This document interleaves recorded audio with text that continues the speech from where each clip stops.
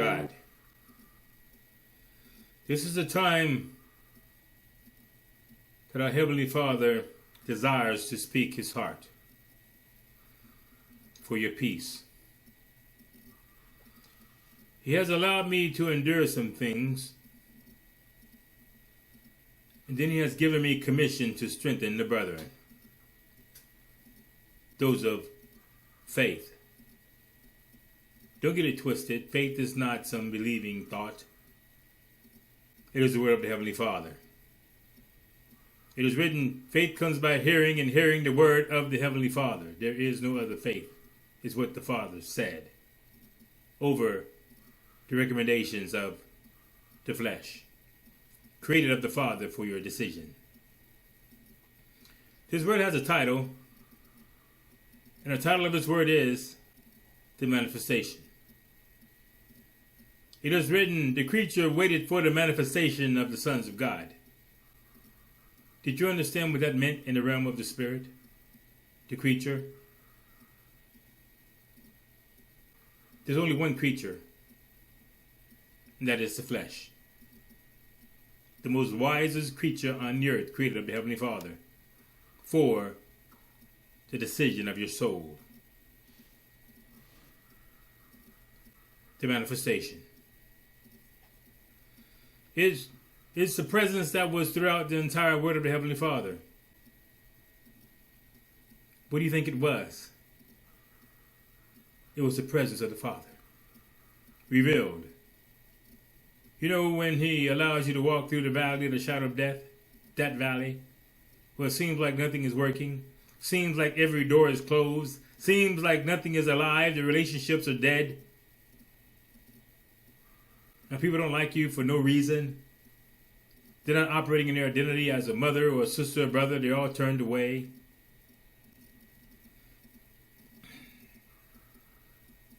What is His manifestation? It's the Father revealing Himself for the decision of a son. It's personal. Every identity that was recognized in the Holy Word of our Father was given this opportunity. He told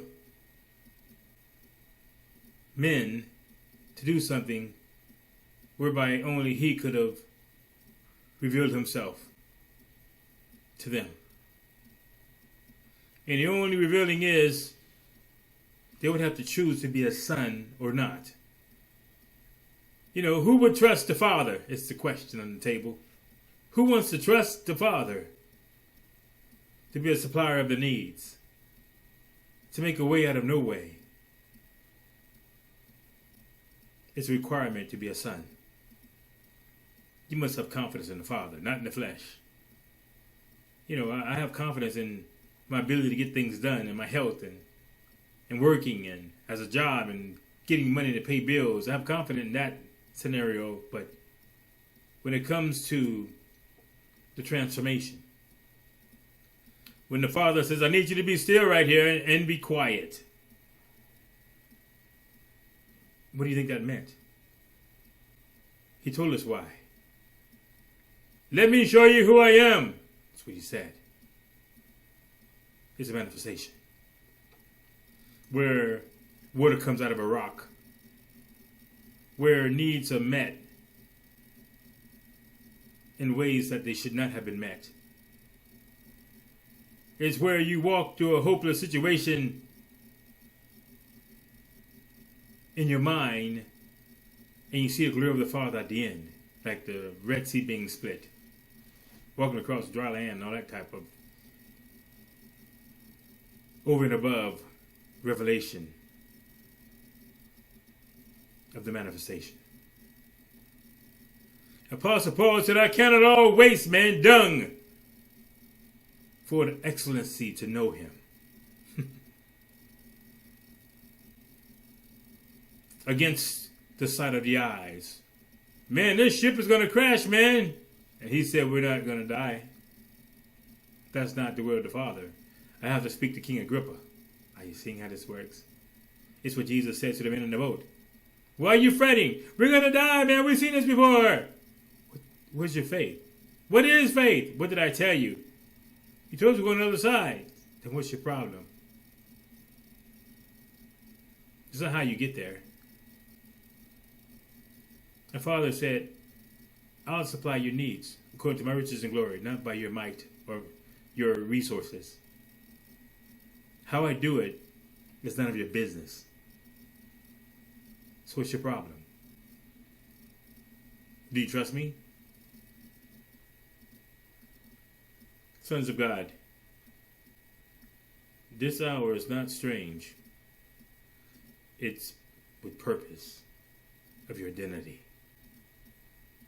The only way you're going to keep your mouth closed and not speak against the presence of the Father is that you really want to know Him. That's it. He said, I want you to know me. I can do this. I don't need money. I don't need you to keep my promise. I told you, my word does not come back void. What did I say? Put me in remembrance. Father, well, you said that you will help me. With the right hand of my righteousness, I said it. So what's your problem? Is your eyes your problem? You seeing too much? Are you hearing too much? Because if you really think about it, you're fine. What do you need?